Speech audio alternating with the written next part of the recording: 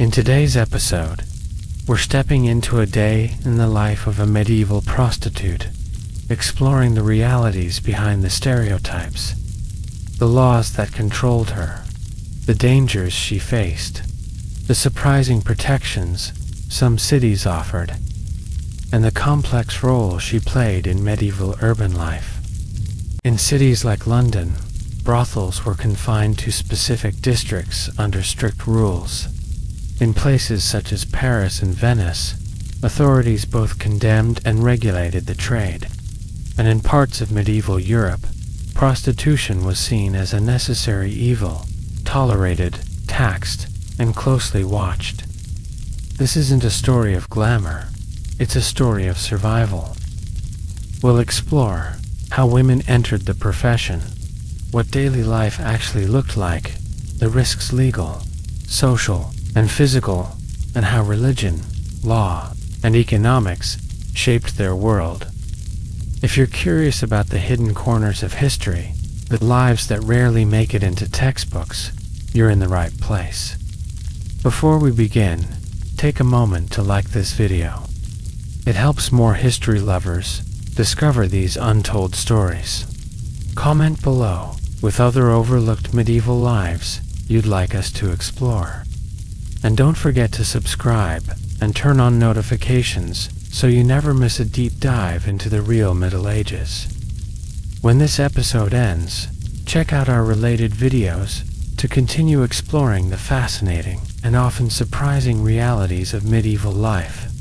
Now, let's step past the castle walls and into a side of history most people never hear about.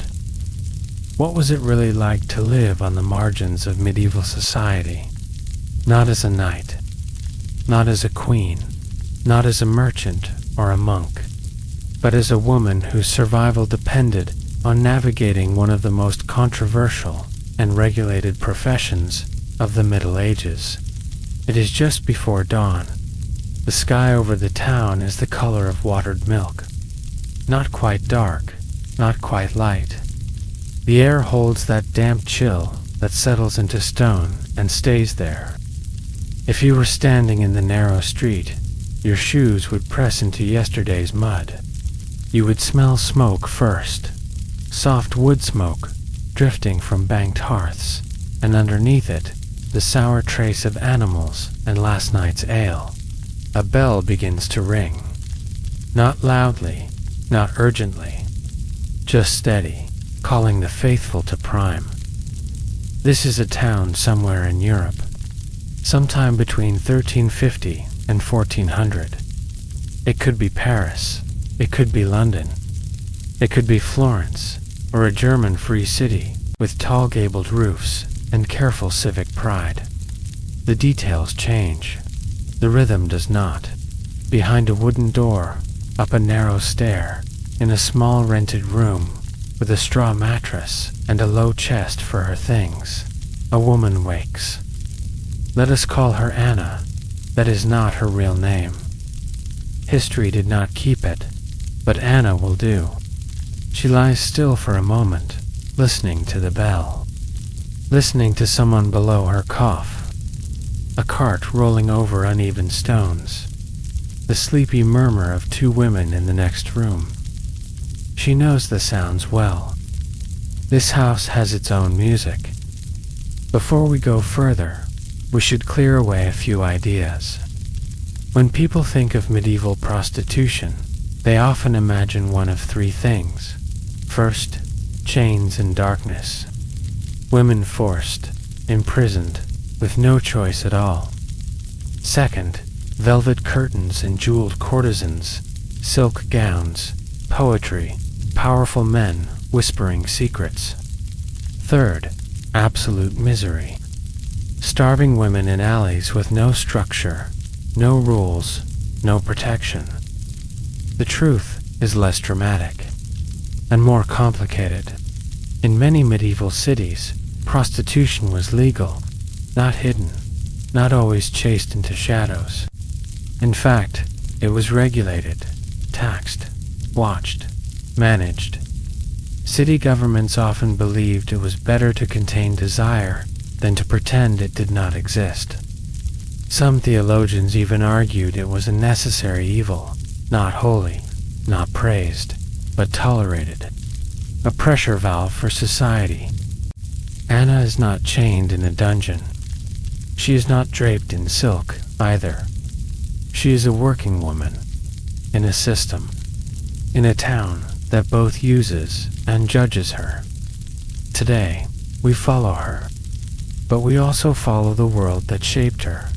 She pushes herself upright. The mattress rustles. Straw shifts beneath linen. The room is small enough that she can stretch out her arm and brush the wall. Her shift plain linen, washed thin with use, hangs from a peg. There is a pitcher of water near the basin. Cold now. She will splash some on her face in a moment. She will smooth her hair. She will prepare for the day. Outside, the bell continues. Prime. It is a reminder that time here is not measured by clocks on wrists. It is measured by bells and sunlight and hunger. Anna was not born in this town. Most women in her trade were not. Cities pull people toward them. After the Black Death, that great terrible wave of plague that rolled across Europe in the mid-14th century, towns needed hands. Workers died. Apprentices vanished. Entire households emptied. Opportunities opened. So did dangers. Some women arrived after losing parents. Some after losing husbands. Some came because the countryside could not feed them. A failed harvest does not care about pride, nor does debt.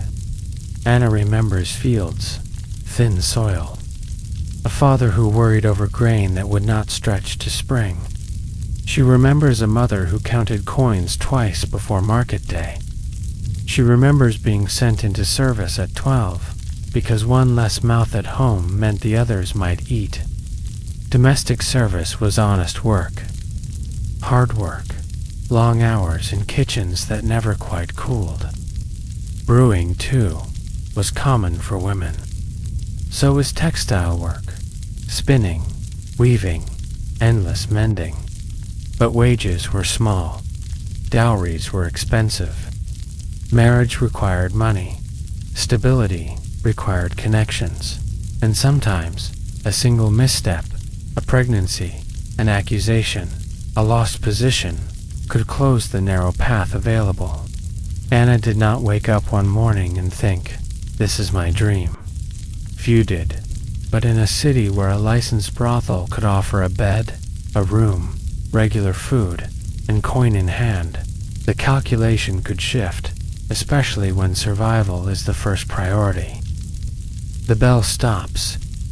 The silence afterward feels larger than the sound itself. Downstairs, the brothel keeper, the landlady, is already awake. She will check accounts later. She will make sure the shutters open at the right time. She will enforce the rules the city demands.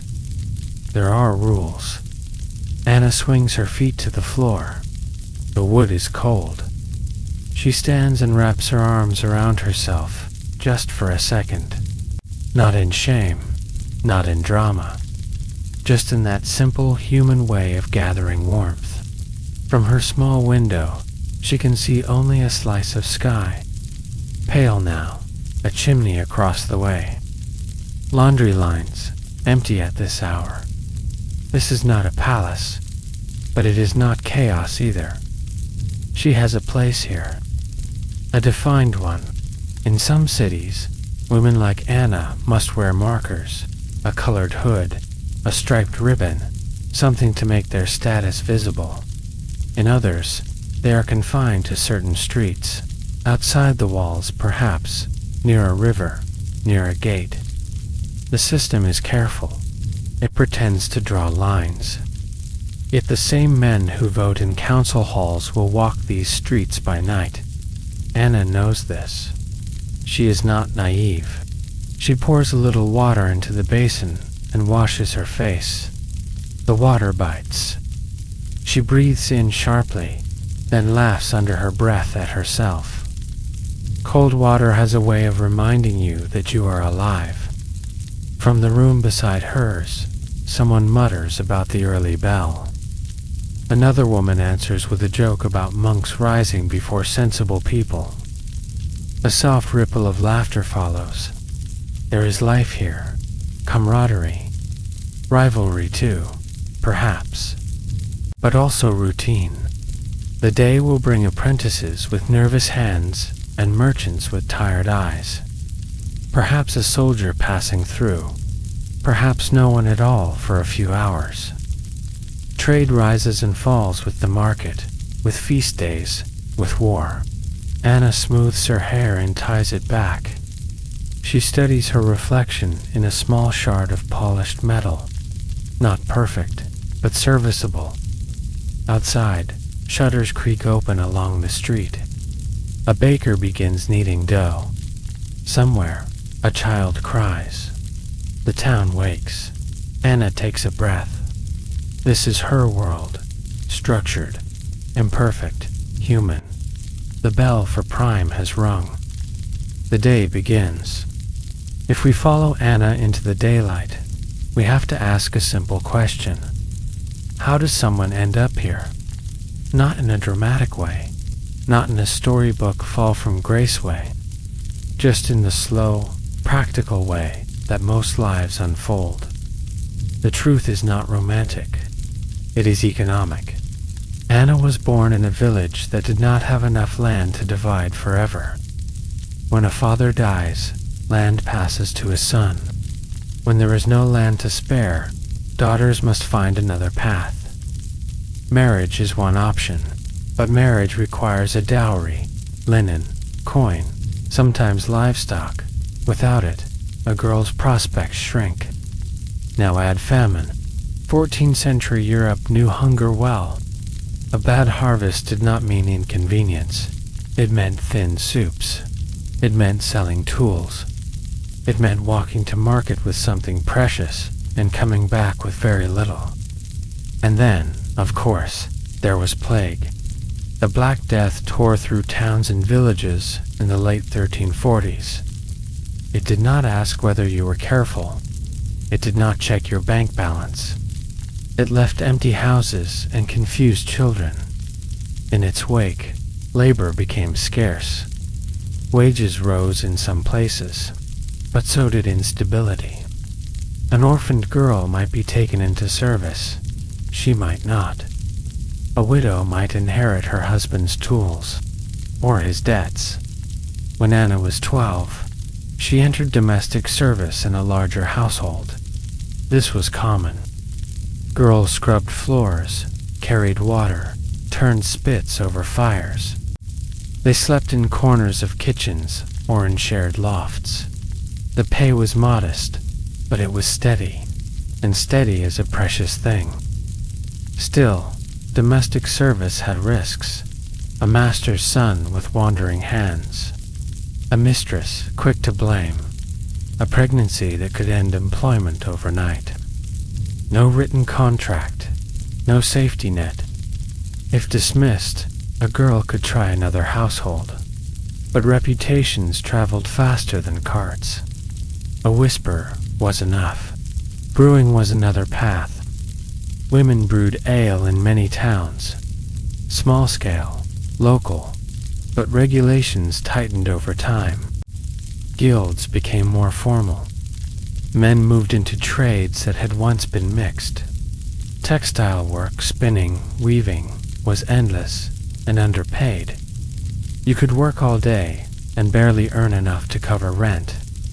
Now, consider numbers. In some medieval cities, a female domestic servant might earn a few pence a week, plus food and lodging. A prostitute in a licensed brothel could earn more in a day than that servant might in several. This does not mean the work was easy. It does not mean it was safe. But it means it was financially rational. For a woman without family support, coin in hand mattered. Dowry failure was another quiet push. If a family could not assemble a dowry, a daughter might remain unmarried longer than was comfortable. Marriage was not only about romance, it was economic partnership, protection, social legitimacy. Without it, a woman hovered at the edge of vulnerability. Anna once thought she might marry a carpenter's apprentice. They had spoken of it in the loose way young people do. But he needed tools. Tools cost money. His master demanded payment before granting full status. The arrangement dissolved, not cruelly, just practically. Widowhood, too, led women into the trade. If a husband died in war, in plague, in accident, his widow might inherit debts. If she had children, the pressure increased. Some widows turned to prostitution temporarily, to bridge a gap. Others remained longer than they expected. And then there is migration. Cities pulled people like magnets. Paris, with its markets and scholars. London, with its river traffic and trade. Florence, humming with cloth merchants and bankers. German free cities, like Nuremberg or Cologne, proud of their charters and walls. Each city had its own ordinances, its own tolerance levels, its own systems. In Paris, municipal brothels were sometimes openly acknowledged. In London, the district of Southwark, across the Thames, housed licensed stews. In parts of Italy, state authorities regulated houses carefully, balancing morality with tax revenue. Anna did not think in these broad comparisons. She simply knew that in her town, there was a house where women like her could rent a room, follow rules, and earn. She did not arrive alone. Many women entered the trade through networks. A cousin already working. A former servant dismissed from the same household.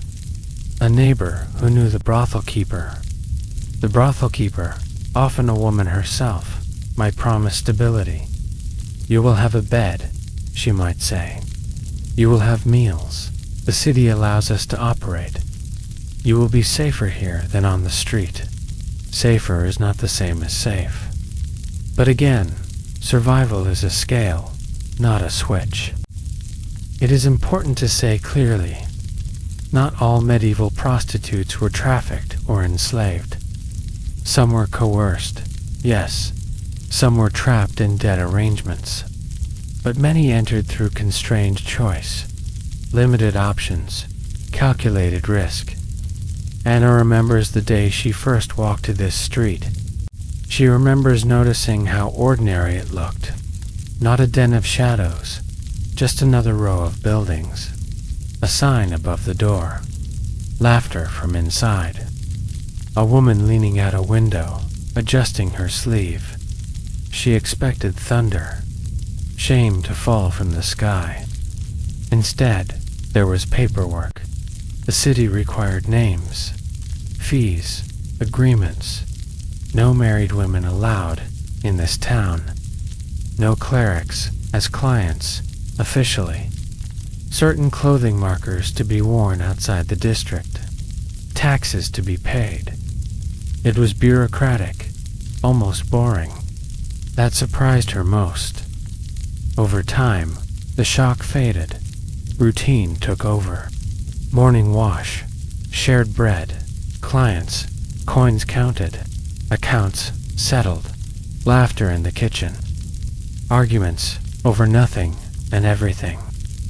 If you look at Anna from a distance, she might appear as a symbol, a cautionary tale, a moral lesson.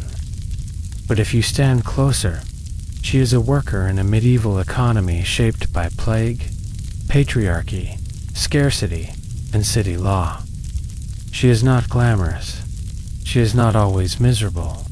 She is tired sometimes, amused sometimes, afraid occasionally, practical always. As the sun rises higher over the rooftops, she steps into the narrow street. The baker's boy passes her without comment. A merchant glances, then looks away. A woman from another house nods. Life continues. Anna adjusts her shawl and heads back inside. Now that we understand how she arrived here, we can look more closely at the system that surrounds her. The rules, the taxes, the careful lines the city draws. Because this house is not an accident, it is part of the plan. If you imagine medieval prostitution as something hidden in back alleys, constantly chased by guards with torches, pause for a moment. In many cities, it was not hidden at all. It was managed, not celebrated, not honored, but organized. Anna's house exists because the town council says it may. That is the strange truth. The same men who attend mass, who sponsor church windows, who find bakers for light loaves, they also sign off on licenses for brothels. The reasoning was simple, if not noble. Better contained than scattered. Better taxed than uncontrolled. Better in one district than everywhere. Across Europe, this logic repeated. In Paris, municipal brothels operated under city oversight at various points in the Middle Ages. In Florence, officials in the 15th century established a state-run brothel to regulate the trade, and they argued to discourage other forms of sexual behavior they found more troubling. In London, prostitution was permitted in the district of Sutica, technically outside the city's strict jurisdiction, but very much known to authorities. And in many German free cities, Cologne, Nuremberg, Augsburg, civic records show detailed ordinances governing who could work where and under what conditions. This was not chaos, it was bureaucracy. Where it happened, brothels were often placed deliberately, outside the main walls, near rivers, close to gates where travelers entered. Not quite central, but not entirely hidden either. In London's Southwark stews, the location across the Thames served a useful purpose. Close enough for business, far enough to claim moral distance. Anna's house sits near a secondary gate. Merchants pass through. So do soldiers. Pilgrims sometimes. It is convenient. Convenience matters in commerce. Municipal control. The city does not simply allow the house to operate and walk away. It taxes it. A portion of earnings may go to the authorities. Fees are paid for licenses. Fines are issued for rule breaking. In some towns, officials conducted inspections. In others, they simply collected revenue and hoped for order. There are rules posted, or at least recited often enough that everyone knows them. No married women. This rule protects husbands' property rights more than it protects morality. A wife's sexuality is legally bound to her husband. A single woman's is negotiable. No clerics. Officially, unofficially, the rule is bent more often than anyone admits. A man in a plain cloak without insignia may not answer many questions. In some regions, Jewish women were prohibited from working in Christian brothels. In others, they were confined to separate quarters. Medieval law was deeply shaped by religious divisions, and the sex trade reflected those tensions. Clothing markers are required outside the district. A yellow hood, a striped sash, a specific ribbon. The exact detail varies by city, but the principle is the same. Visibility. The city wants to know who you are. Or at least, it wants others to know. The church's position, a necessary evil. This is where things grow more complicated. Medieval Christian theology did not approve of prostitution. Lust was a sin. Sexual activity outside marriage was a sin. And yet, some theologians argued that eliminating prostitution entirely would lead to greater chaos, rape, adultery, violence, like a sewer, they said, unpleasant, but necessary to keep the streets clean. It is not flattering imagery, but it reveals a mindset. Better one tolerated vice than many uncontrolled ones. Anna has heard sermons condemning her trade. She has also seen priests walk past her door without protest. Contradiction was normal. The brothel keeper's role: the city does not run Anna's house directly. It licenses a keeper. Often, this keeper is a woman, sometimes a former prostitute herself. She pays fees to the city. In return, she receives permission to operate. She enforces curfews, ensures women do not solicit outside designated areas, handles disputes, pays bribes when necessary, keeps records, sometimes surprisingly detailed ones. This is business. The keeper may take a portion of each transaction. She may charge rent for rooms. She may fine women for breaking house rules, fighting drunkenness, missing curfew. Protection is part of the promise. If a client refuses to pay, the keeper intervenes. If a brawl breaks out, she calls for assistance. The city prefers problems solved quietly. Protection, of course, is not free. Licensed versus clandestine. Not all prostitution happens in licensed houses. There are streetwalkers, women operating without permission. They face harsher penalties if caught: fines, public humiliation, expulsion from the city. Licensed women like Anna occupy a strange middle ground. They are tolerated, they are taxed, they are restricted, but they are not constantly hunted. This distinction matters. It means Anna can step into the street in daylight without immediate fear of arrest. It means she has a room with a door that locks. It means disputes may be heard in a municipal court rather than settled entirely by fists. It does not mean she is respected, but it does mean she is part of a system. Tension between morality and practicality. Every regulation reveals a balancing act. City councils want order. They want revenue. They want to appear moral. Citizens want stability. Wives want their husbands predictable. Guilds want apprentices focused. Priests want souls saved. The brothel becomes a pressure valve. Anna is aware of this, even if she does not use such tidy language. She knows that if the city suddenly decided to close all licensed houses, the trade would not vanish. It would scatter. It would grow riskier. It would move into darker corners. And the same men who now nod stiffly when they pass her would still come knocking, just more quietly. As morning brightens, the shutters of the house open. The keeper stands in the doorway for a moment, surveying the street like any shop owner might. A cart rattles by. A pair of apprentices laugh too loudly at nothing in particular. Anna lingers near the threshold. She is not outside the law. She is not entirely inside it either.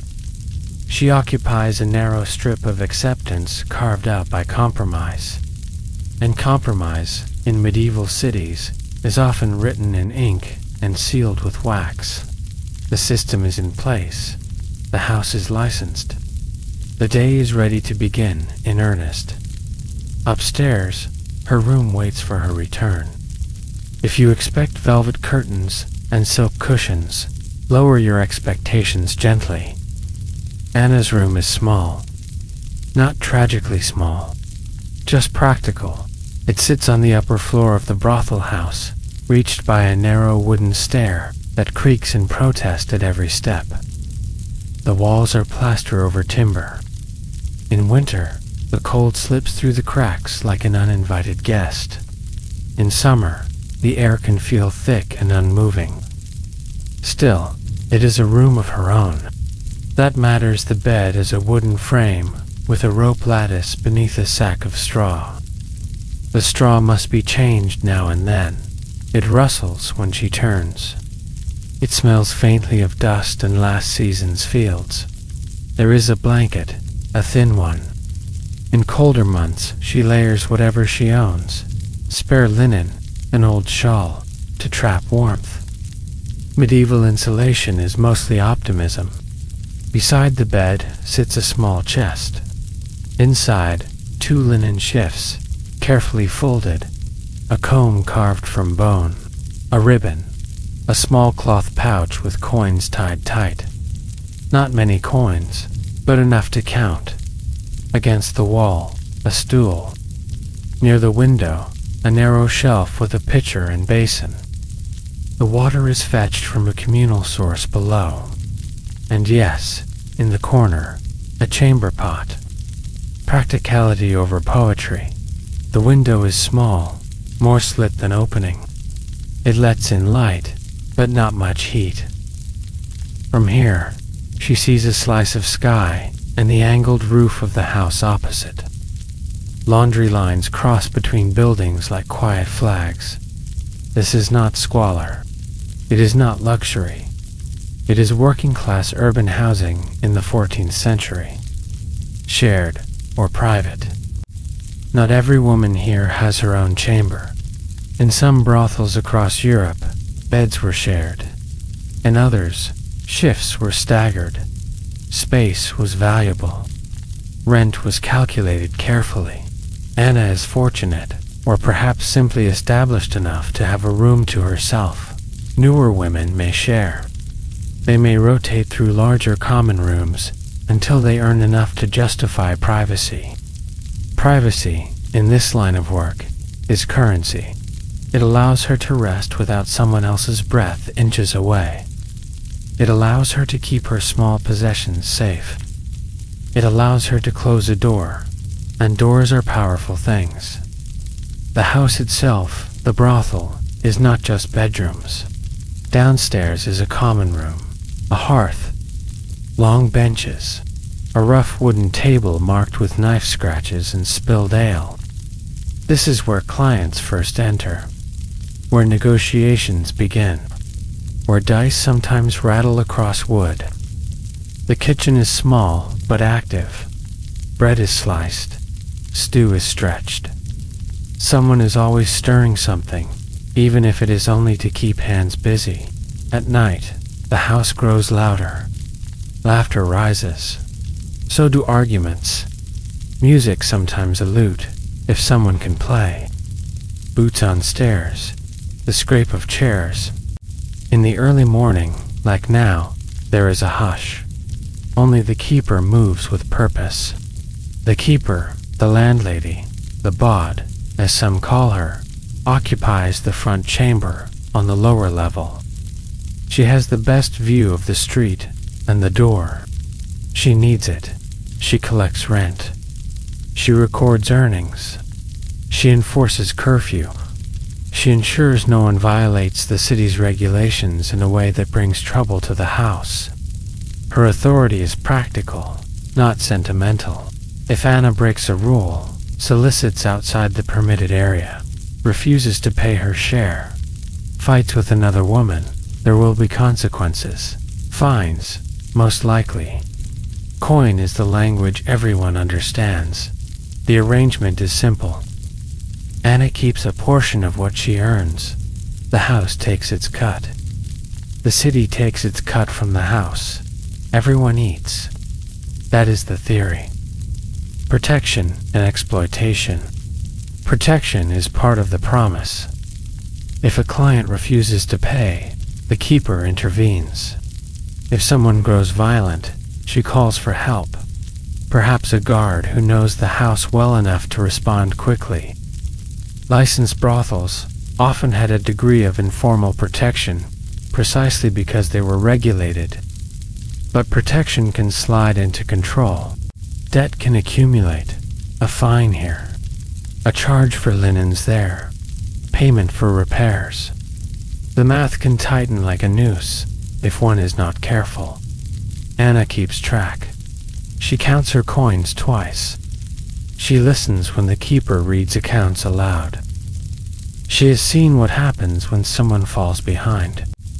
a woman may be dismissed, or pressured to take more clients than she prefers, or forced into less desirable hours. The house is a structure. Structures hold you up. They also hold you in place. Fire and fear candles are necessary. So is the hearth. Fire is comfort. Fire is risk. Urban medieval houses are tightly packed. Timber frames, thatched, or wooden roofs in some districts. A single careless ember can swallow a row of buildings. Anna has woken before two shouts in the street, not for her house, but for another. Smoke rising in the dark. Buckets passing hand to hand. Prayers muttered quickly. She keeps her candle low. She trims the wick carefully. Sleep is easier when you trust the night will not burn around you. Silence and noise. There is a rhythm to the house. Early morning silence, midday hum, evening swell. In the quiet hours, Anna sometimes hears the town more clearly than she hears the house. Hooves striking stone, the murmur of vendors setting up stalls, the distant chant of monks. She lies on her back and watches light creep along the ceiling. This is her space. It may be rented, it may be conditional, but it is hers for now. And that small claim to stability matters more than it might seem. Because when a woman's reputation is marked, when her clothing may signal her status to strangers, when sermons speak of sin and councils speak of regulation, a room with a door becomes something close to dignity, not grand dignity, just the quiet kind. Anna adjusts the blanket and sits on the edge of the bed. Soon she will go downstairs. Soon the house will fill with voices, but for a moment longer, she lingers in stillness. A narrow street, a licensed house, a small room under a slanted roof. This is where she lives. And before she greets the world, she will wash, dress, and prepare small rituals that remind her she is more than a line in a city ledger. Morning, after all, belongs to her. Morning is the only time of day that feels entirely hers. Before the door downstairs opens, before boots climb the stairs, before laughter turns into business, Anna begins with water. It is never warm unless someone has already stoked the fire and spared a kettle. Most days, it is cold. She pours it into the basin and splashes her face. The shock clears the last of sleep from her mind.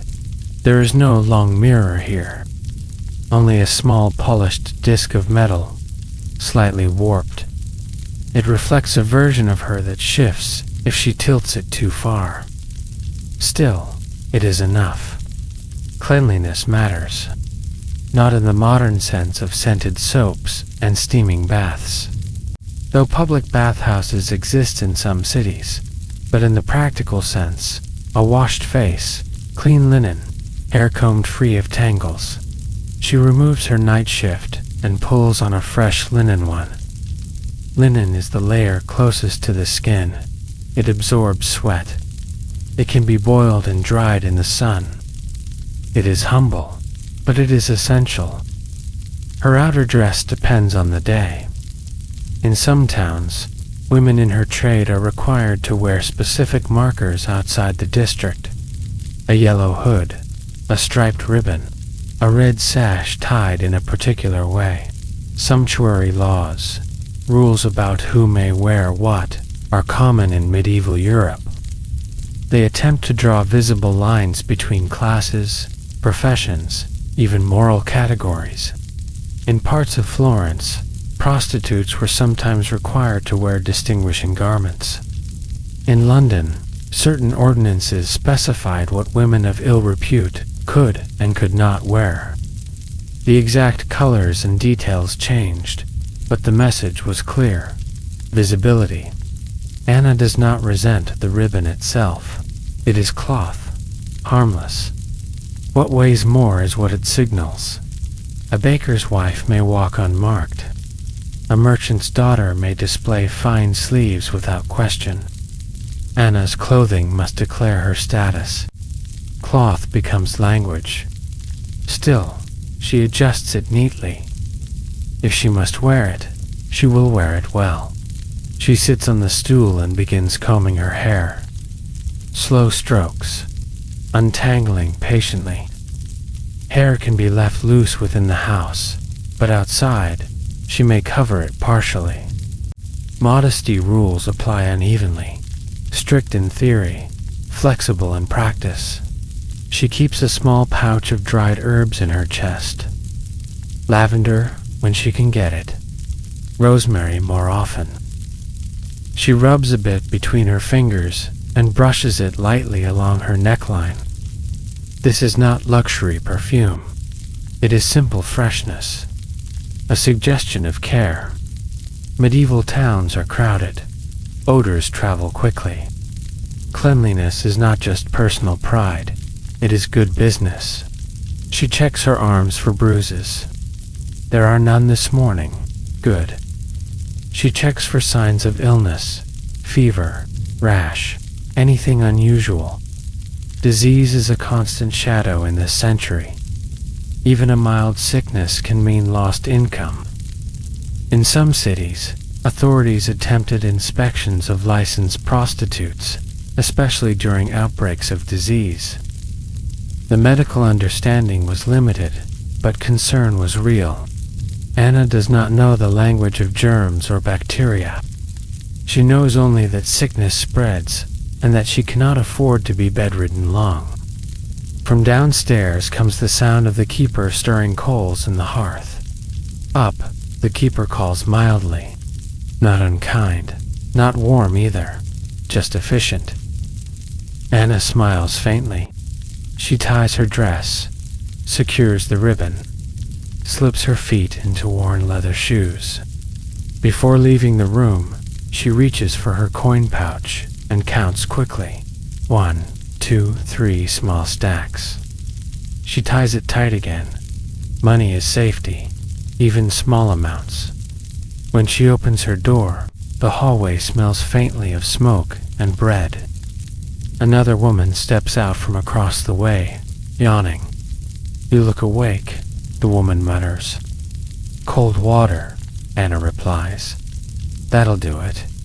A quiet laugh passes between them. In these small exchanges, there is something like normalcy. Downstairs, the common room is dim but warming. The keeper stands by the hearth, sleeves rolled, stirring a pot that smells like yesterday's stew made new again. Bread is sliced, shared.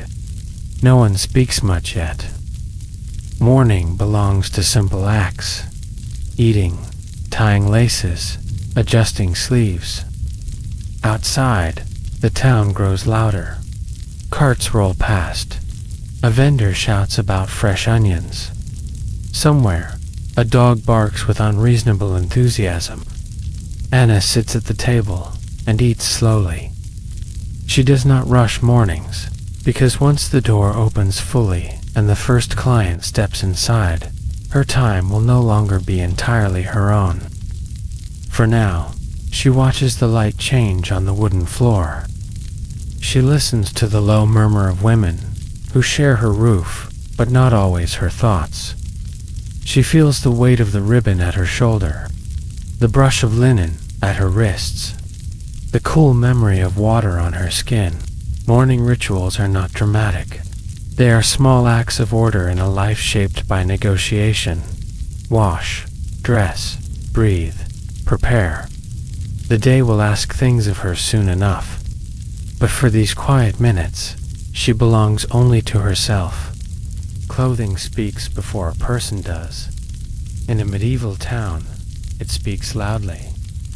Before Anna says a word, before she lifts her chin or lowers her eyes, her dress has already announced something about her place, about what she may and may not be.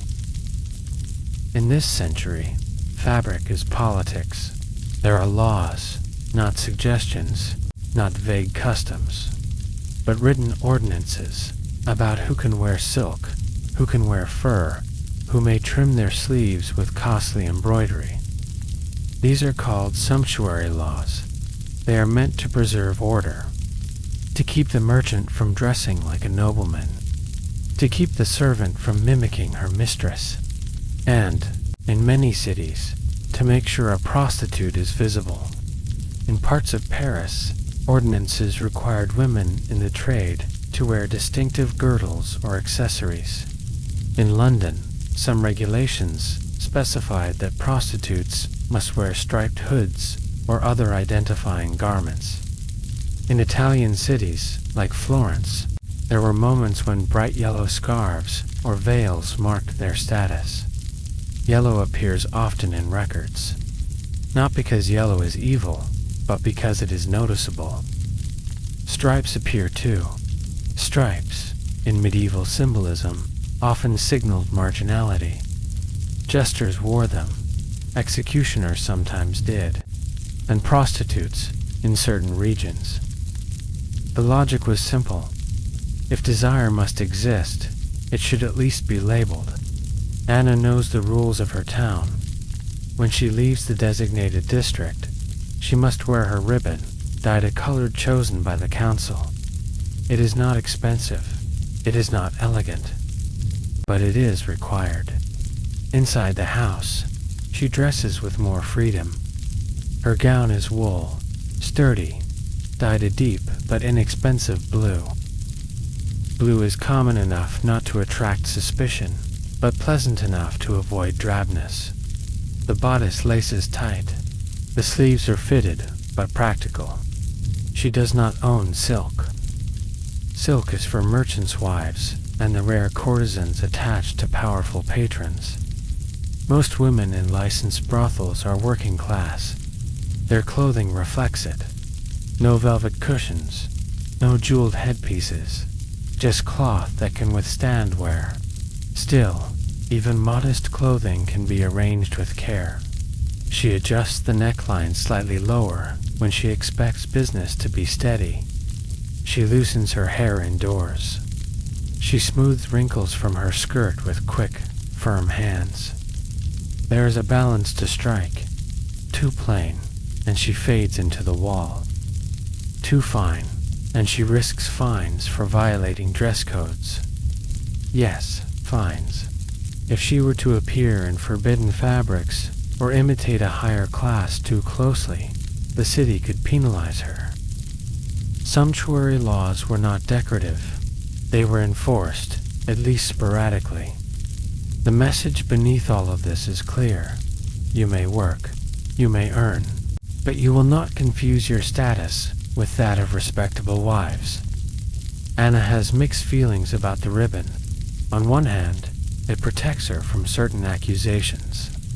When marked clearly, she cannot easily be accused of pretending to be something she is not. The town sees her for what she is allowed to be. On the other hand, it closes doors. If she walks past a church, the ribbon speaks first. If she stands near a market stall, it colors the vendor's tone. It does not always invite cruelty, but it rarely invites warmth. Cloth becomes reputation stitched into fabric. There are small rebellions, of course. A slightly finer trim bought with saved coin, a brighter thread at the cuff, a clever knot that makes the required marker look almost decorative. Women are skilled at working within constraints. Anna once knew a woman who stitched tiny flowers into the underside of her sleeve, hidden from view, unless she lifted her arm. For me, the woman said, not for them. That small act of ownership matters, because clothing is not only about how others see you, it is about how you see yourself. If you are required to signal your marginality every time you step into public space, it can seep into your bones. It can whisper that you are less, that you belong at the edge. But Anna refuses to let cloth define her entire self. She stands before her small metal mirror, and tilts her chin slightly, not proud, not defiant, just steady. She knows she is part of the system. She knows the council would not invite her to dine in their halls. She also knows that coin passes from their pockets into hers. Clothing cannot erase that exchange. Outside the district, she must move carefully. The ribbon ensures that no one mistakes her. In some cases, it prevents greater trouble. A married man cannot later claim she deceived him about her status. The visible marker complicates denial. There is irony in that. The same symbol that marks her as morally suspect also protects her, in small ways, from certain accusations. Medieval society is rarely consistent. It is layered with contradictions. Inside the brothel, the atmosphere shifts. Here, clothing becomes advertisement, a brighter sleeve, a looser bodice, a neckline adjusted with intention. Laughter carries through the hall. Fabric moves differently when it is meant to attract attention, but even here, there are boundaries. The house sets its own standards. Too much display can lead to disputes among the women. Rivalry simmers easily in close quarters. Anna has learned moderation, a hint, not excess. She descends the stairs mid-morning, ribbon secured, but subtle, hair partially pinned. The keeper gives her a quick glance, assessing, always assessing, and nods once. Approval enough. A young apprentice lingers outside the doorway, pretending to study the opposite wall. He is clearly not studying the wall. Anna almost smiles. Clothing works, yet beneath the wool and linen, beneath the ribbon and lace, she remains what she was at dawn, a woman navigating the narrow space allotted to her. There are days when the marker feels heavy. On feast days, when other women wear bright garments freely. On Sundays, when church bells ring and she wonders if the ribbon glows brighter in the sun. And there are days when it feels almost ordinary, just another part of getting dressed, like tying a shoe. Identity in the medieval world is rarely chosen entirely by the individual. It is assigned, reinforced, legislated, but within that framework, there is room, small but real, for self-definition. Anna cannot remove the ribbon without consequence. She can choose how she carries it. As the morning deepens and footsteps approach the threshold, fabric rustles softly around her. Cloth, after all, is only cloth. It is the body inside it, thinking, calculating, enduring, that holds the real story. And soon, that story will intersect with the first client of the day. By mid-morning, the street outside the house is fully awake. Carts creak past. A fishmonger argues loudly about freshness. Somewhere, a blacksmith begins his steady hammering. The world does not pause for Anna's profession. It simply flows around it. Inside the brothel, the door stands open, not wide, just enough. The keeper sits at the long table with a ledger. She does not pretend the house is anything other than what it is. A business, structured, counted, managed. Anna takes her place near the hearth, not too forward, not too hidden. There is an art to positioning. You do not pounce. You do not shrink. You exist, comfortably visible. The first client of the day is almost always the same type, young, uncertain, trying very hard to look older than he is. Today, it is an apprentice, perhaps 17. His tunic is decent wool, stained faintly with dye near the cuffs. He smells of sawdust and nervousness. He steps inside, as if expecting someone to shout at him. No one does. The keeper glances up. You know the terms. He nods too quickly. There are standard rates in most licensed houses, not uniform across Europe. but consistent within each city. The price may vary by time spent, by specific services, by the reputation of the woman. Anna approaches him calmly. There is no explicit bargaining in loud voices that would break the illusion of ease. Instead, there is quiet negotiation. "How long?" she asks gently. He swallows. "Not long." That answer is common. She almost smiles. Payment comes first. Coin changes hands before doors close. This protects her. It protects the house. It protects the fiction that everything is orderly. Sometimes clients pay in goods, a piece of cloth, a small trinket, food, but coin is preferred. Easier to count. Easier to divide between Anna and the keeper. The apprentice fumbles slightly, producing the required amount. Anna counts it discreetly. Always count. Non-payment is a real risk. So is short payment. A missing coin here and there can add up over a week. Once the terms are settled, she leads him upstairs. We will not follow them closely.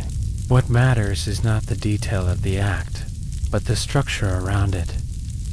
Time is measured loosely, not by clocks, but by expectation. The apprentice leaves flushed and quieter than when he arrived. He does not meet her eyes as he descends the stairs. That is common too. For some men, the house is an experiment, a rite of passage, a story to whisper later to friends. For others, it is loneliness seeking temporary warmth. Anna does not ask for their histories unless they offer them. She has learned that distance is a kind of safety. Merchants and travelers late morning brings a different type of client. A traveling merchant, boots dusty from the road. He carries the scent of horse and leather. He is older, more practiced, less shy. Travelers are common patrons in districts near city gates. Men who spend weeks away from home. Men who do not intend to stay long enough for reputations to matter. This merchant negotiates smoothly. He knows the price. He asks no foolish questions. He pays without argument. Efficiency is a relief. Some travelers speak too much. They tell stories of distant towns, of markets in Paris, of trade routes through Cologne, of ships docking near London. They treat the brothel as a tavern with softer seating. Anna listens politely. Information is harmless, sometimes amusing. She hears about wars brewing far away, about taxes rising, about guild disputes. It reminds her that the world is larger than this street. The merchant leaves satisfied. The keeper marks something in her ledger. Coin clinks softly into Anna's pouch. Soldiers by midday. If troops are passing through, soldiers may arrive. Soldiers are unpredictable. Some are cheerful. Some are tired. Some carry the restless energy of men who have seen too much and prefer not to think. The house handles them carefully. Large groups are discouraged. Too much ale leads to broken chairs and bruised egos. The keeper keeps a watchful eye.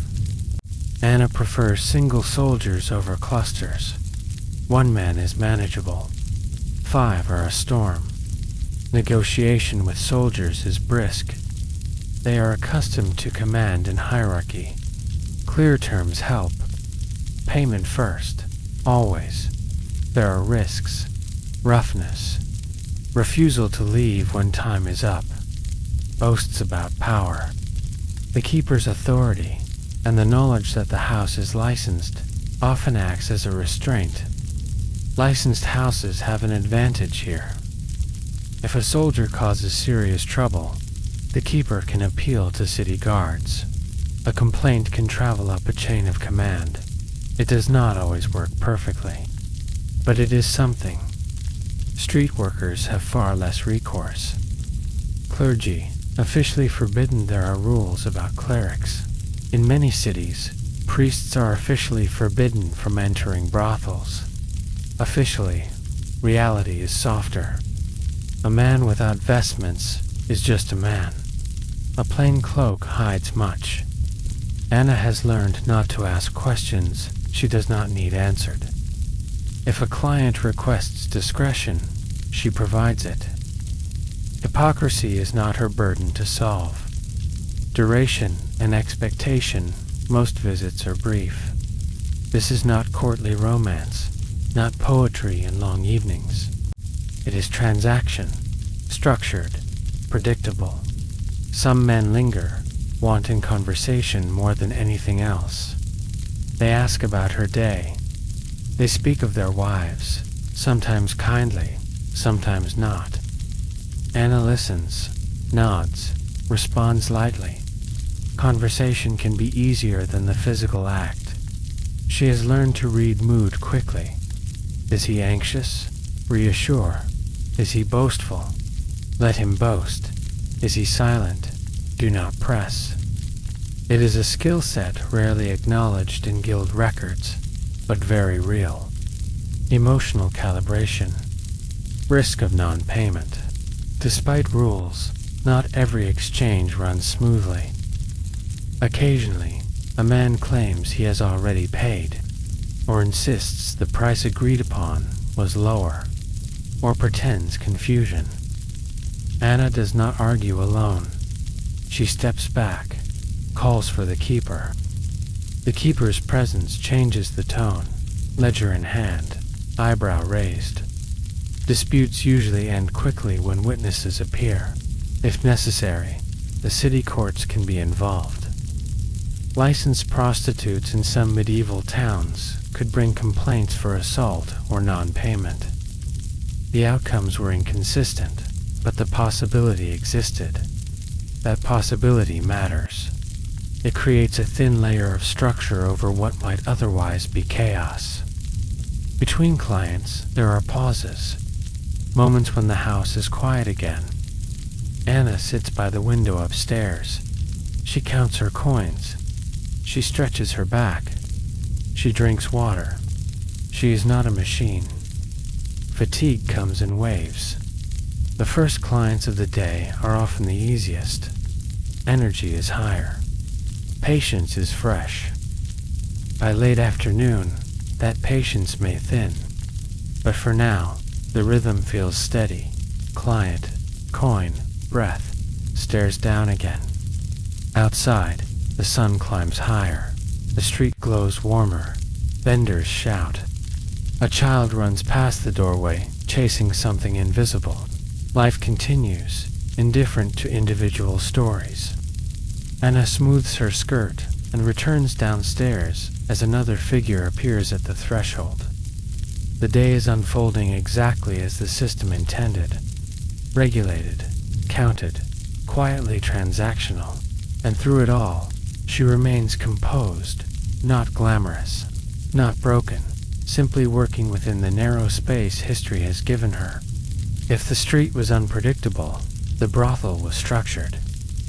For many medieval prostitutes, especially in large urban centers like Paris, London, or Venice, the brothel was not merely a workplace. It was an economic system, regulated, taxed, and embedded within municipal logic. Far from being chaotic dens of spontaneous vice, many brothels operated under clearly defined rules, spatial organization, and internal hierarchies. To understand a day in her life, we must step inside the building itself. Brothels were often located deliberately, near city walls in port districts, adjacent to taverns outside central civic zones in London. Many licensed brothels operated in Southwark, under the authority of the Bishop of Winchester. In Paris, municipal authorities designated specific streets. The aim was containment. Vice was tolerated, but geographically controlled. Unlike the modern image of hidden establishments, some brothels were openly identifiable. They might display distinctive signs or lanterns. However, visual flamboyance was usually restrained by regulation. Authorities wanted visibility without glamorization. From the outside, a brothel could resemble an ordinary townhouse, or a difference lay in its management and purpose. The interior layout inside, the architecture reflected both efficiency and surveillance. Typical features included a common room for receiving clients, private chambers, or partitioned sleeping spaces, storage areas for linens and clothing, a kitchen or hearth, occasionally bathing facilities. The common room functioned as both waiting area and marketplace. Here, clients were greeted, assessed, and negotiated with. The atmosphere might resemble a tavern: benches, low tables, flickering candles, muted conversation. Privacy existed, but it was limited. Thin walls and shared corridors ensured that complete isolation was rare. This semi-public structure provided a degree of protection. If violence erupted, others might intervene. The brothel keeper, madam or master at the center of this microeconomy, stood the brothel keeper. This figure could be male or female. In many cities, women, often former prostitutes, managed establishments. They handled licensing fees, rent collection, rule enforcement, client screening, bribes, or negotiations with authorities. The keeper's authority was substantial. She or he controlled room assignments, mediated disputes, and determined discipline. A prostitute's earnings were rarely entirely her own. The financial arrangement varied, but common models included a fixed daily rent paid to the keeper, a percentage of each transaction, payment in kind food, lodging, clothing in return. The brothel provided relative safety, shelter, access to clients, legal protection under municipal licensing. This relationship was neither purely exploitative nor purely protective. It was transactional, shaped by supply, demand, and power. Internal hierarchies among women. Not all prostitutes within a brothel held equal status. Hierarchy often depended on age, physical health, attractiveness, experience, client demand. Newer or younger women might attract more clients and higher fees. Older women might receive fewer visitors, be assigned less desirable time slots, perform ancillary roles, laundry, cleaning, supervising. Some brothels differentiated between tiers of service. In larger cities, like Venice, courtesans, particularly high-ranking ones, could command elite clientele, including merchants and minor nobility. However, the majority of brothel workers occupied the lower end of the economic spectrum. Competition was inevitable. Though solidarity existed, financial survival depended on attracting repeat customers. Regulation and rules. Medieval authorities did not ignore brothels. They regulated them. Rules could include mandatory clothing markers to distinguish prostitutes, curfews, restrictions on operating during religious holidays, prohibitions against serving married men, bans on harboring runaway wives or nuns in some cities. Brothels were closed on Sundays and major feast days. Religious festivals created tension. Moral reform rhetoric intensified, yet demand did not disappear. The church's position was paradoxical, officially condemning prostitution as sinful. Many theologians nonetheless described it as a necessary evil, preferable to greater social disorder. Municipalities taxed brothels. In doing so, they acknowledged their economic function. The economics of a day's work. By midday or early evening, clients began to arrive. Typical clientele included apprentices, sailors, traveling merchants, soldiers, clerks. Negotiation preceded service. Prices varied based on duration-specific requests, reputation of the woman, economic conditions. Payment was often made up front. Coinage could include local silver pennies or foreign currency in port cities. From a prostitute's perspective, the financial calculation was constant. Gross earnings, minus brothel share, minus food, minus clothing, minus occasional fines. What remained determined whether she could accumulate savings or merely subsist. In times of economic downturn, failed harvests, war, plague, disposable income shrank. Brothel traffic declined accordingly. Despite modern stereotypes, personal grooming mattered. Women invested in clean linens, combed and arranged hair-scented herbs, simple cosmetics. Cosmetic practices included whitening powders, rouge made from plant pigments.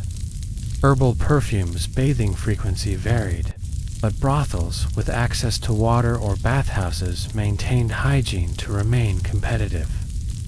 Presentation was part of the service economy. A well-kept appearance signaled professionalism. Surveillance and safety. While brothels offered protection compared to street work, safety was not absolute. Keepers monitored client behavior. Drunken aggression could result in expulsion. Repeat offenders might be banned. However, enforcement depended on the keeper's authority. Powerful clients might evade consequences. Physical altercations still occurred. The semi-public structure reduced, but did not eliminate, risk. In some regions, municipal guards patrolled red light districts. Their role was not to eliminate prostitution, but to prevent disorder. Religious tension within the walls. The brothel did not exist outside medieval spirituality. Some women attended church regularly. Confession created moral tension. The same priest who condemned fornication might privately acknowledge economic necessity. Religious feast days could alter rhythms of work. During Lent, restrictions tightened in some cities, yet enforcement fluctuated. Women might keep small devotional objects in their rooms, tokens of faith existing alongside their occupation. Medieval piety was not uniform. It coexisted with contradiction, social perception, and stigma. Though licensed, prostitutes were socially marginalized. They were barred from certain guilds, excluded from respectable marriage markets, subject to clothing restrictions. Sumptuary laws reinforced visible separation from honest women. The aim was to prevent mistaken identity and to preserve social hierarchy. However, complete ostracism was rare. Clients were members of the same community. Economic integration prevented total exclusion. The brothel was both inside and outside society. Pathways out of brothel could serve as a temporary survival strategy, a long-term occupation, a stepping stone. Possible exits included marriage to a client, transition into brothel management, domestic service, departure from the city's savings determined options. A woman who managed to accumulate coin had greater agency. Some brothel keepers were former prostitutes who leveraged experience into entrepreneurship. In rare cases, they became financially stable. Upward mobility was limited, but not impossible. Night's end. Order restored as the evening winds down. The brothel quiets. Coins are counted. Rooms are reset. Candles extinguished. The architecture that facilitated intimacy also restores order. Beds are made. Doors are bolted. Tomorrow will repeat the cycle. Structural significance. The medieval brothel was not a peripheral anomaly. It was integrated into urban planning, municipal finance, gendered labor markets. Moral theology. Cities tolerated brothels because they believed they stabilized male behavior and protected respectable women. Whether that logic was accurate is debatable. What is clear is that prostitution functioned as a recognized economic sector. The prostitute inside the brothel operated within constraints, but also within structure. Compared to street workers, she possessed more predictable income, shelter, limited institutional protection. That structure did not erase exploitation. It mitigated chaos. Before she speaks a word, before she negotiates a price, before she opens a door, she is seen. In medieval cities, clothing was not merely fabric. It was law, theology, economics, and social hierarchy stitched together. For a prostitute, what she wore was rarely just personal choice. It was regulated, scrutinized, and often weaponized as a tool of public control. To understand her day, we must understand what she puts on her body and what that signals to everyone around her. Across medieval Europe, from London to Florence and Paris, sumptuary laws governed who could wear what. These laws were designed to preserve visible class distinctions. For prostitutes, the regulations were often explicit. They might be required to wear a striped hood, a yellow veil, a distinctive sash, specific types of ribbons. Prohibited luxury fabrics. The intent was clarity. Authorities did not want prostitutes mistaken for honest wives or daughters. Clothing functioned as a social label.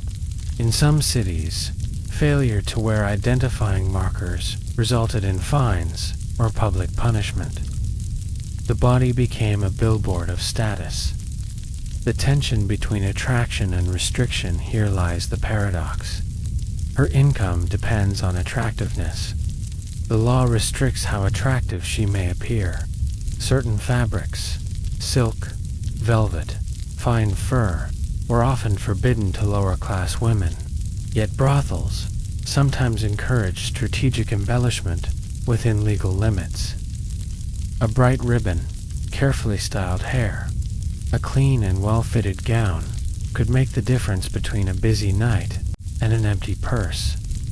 Thus, she navigates two pressures: stand out enough to attract clients, conform enough to avoid legal penalty. This balancing act is constant. Fabric and social class. Most medieval prostitutes came from lower socioeconomic backgrounds. Their wardrobes reflected that. Common materials included wool in varying qualities, linen undergarments, coarse homespun cloth color, however, was not always dull. Plant-based dyes allowed for reds, blues, yellows, and greens, though vibrant hues could be expensive. In wealthier urban centers like Venice, higher-end courtesans occasionally wore luxurious fabrics. Venetian courtesans, particularly in the late medieval and early Renaissance periods, cultivated refined public personas that blurred the line between prostitute and cultural companion. But this was the exception, not the norm. For most, durability mattered more than opulence. Garments had to withstand frequent wear, washing, and physical strain. Undergarments and practicality beneath the visible gown were practical layers. A linen, chemise, possibly a kirtle, simple stockings, leather shoes. The chemise absorbed sweat and could be washed more frequently than outer garments. Cleanliness, while limited by available water and soap, remained economically important. A woman who appeared unclean risked losing clients. Shoes were often practical and sturdy. Streets were muddy, strewn with refuse, and uneven. Footwear needed to endure daily movement between brothel, market, and church. The romanticized image of barefoot medieval women rarely aligns with urban reality. Hair carried symbolic weight. Married women typically covered their hair in public. Unmarried maidens might wear it loose. Prostitutes occupied an ambiguous category. In some cities, prostitutes were forbidden from imitating the modest head coverings of married women. Loose or elaborately styled hair could become part of their trade identity. They might braid it with ribbons, curl it using heated irons, lighten it with herbal rinses. Hair preparation was time-consuming. It signaled care and effort. In a profession built on first impressions, this mattered. Cosmetics and enhancement, though medieval Europe did not embrace cosmetics in the modern sense, enhancement practices existed. Women used chalk or white lead, dangerous but effective to lighten skin, plant-based rouge for cheeks, charcoal or soot to darken eyelashes. Pale skin signaled leisure and indoor life, an ironic aspiration for women whose work was labor-intensive. Still, aesthetic ideals influenced presentation. Herbal perfumes masked odors in densely populated districts. Lavender, rosemary, and rosewater were common choices when available. Cosmetic use was sometimes criticized by clergy as deceitful or sinful. Yet demand persisted. The politics of visibility. Clothing regulations served a moral function. Authorities sought to contain sexual commerce, not just geographically, but visually.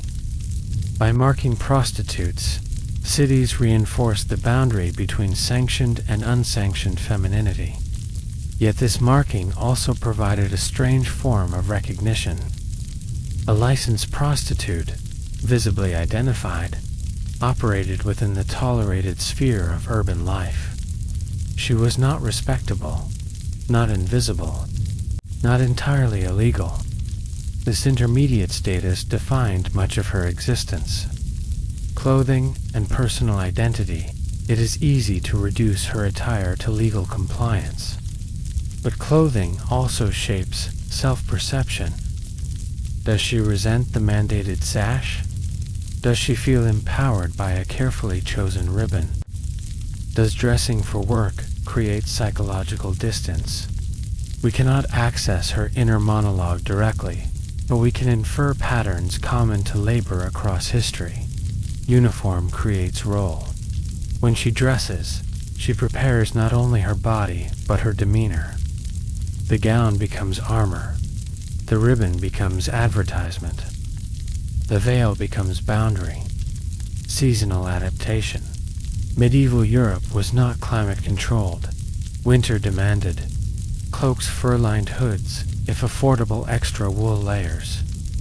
Summer required lighter linen and toleration of heat within crowded interiors. Cold weather reduced street traffic, but did not eliminate demand. Indoor brothels became more active in harsh seasons.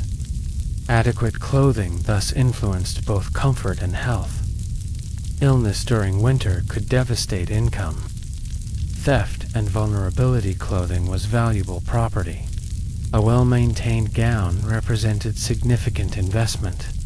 Theft by clients, or even other residents, was a real risk. In extreme cases, garments might be pawned during financial desperation.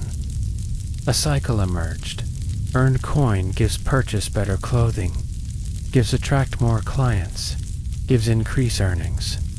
Conversely, illness gives loss of income, gives pawn clothing, gives reduced attractiveness, gives fewer clients. Clothing functioned as capital. Comparison to other women.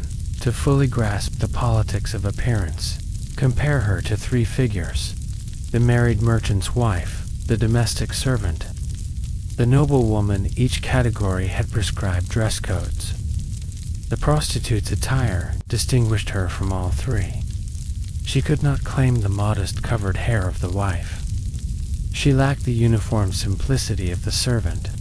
She was barred from aristocratic luxury. Her visual category was distinct, intentionally so.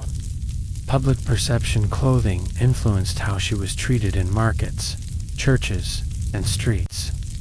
Marked as a prostitute, she might be harassed by youths, be ignored by respectable matrons, be sought out by potential clients. Yet she still purchased bread, attended mass, and navigated civic life. Urban density ensured interaction. The city knew who she was, and she knew that it knew. The psychological dimension there is a psychological cost to enforced visibility. Modern concepts of stigma apply here. When identity is externally labeled and publicly legible, social mobility narrows.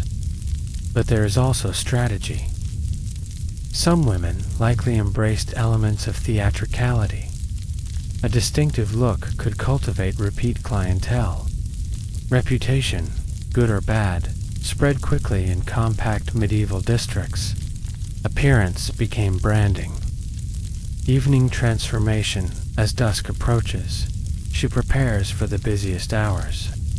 Hair adjusted, chemise straightened, ribbon retied, face lightly touched with pigment. The transformation is subtle but deliberate. The day's mundane errands give way to professional presentation. Lighting shifts, candlelight softens imperfections. Colors deepen in shadow. Within the brothel's walls, clothing becomes part of staged intimacy. Closing reflection in a world without printed identification cards or bureaucratic records, clothing was biography. For a medieval prostitute, attire communicated legal status, economic position, moral classification, occupational function, yet within constraints. She exercised agency. She chose combinations, maintained cleanliness, repaired tears, and invested earnings into fabric. The gown she wears is neither mere costume nor a simple garment. It is a negotiation between regulation and survival.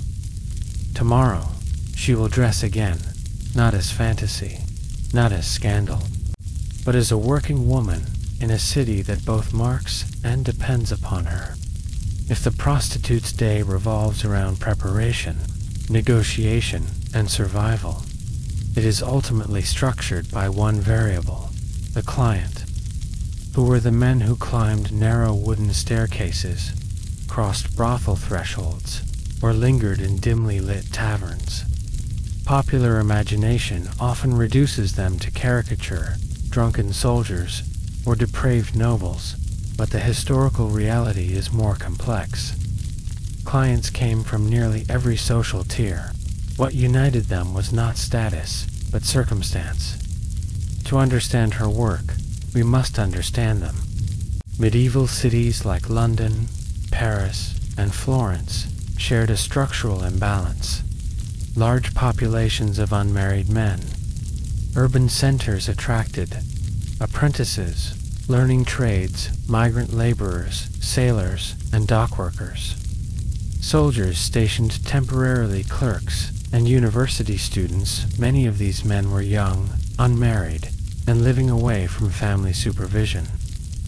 Marriage required financial stability, housing, dowry arrangements, guild approval. For many, it was delayed until their late 20s or 30s.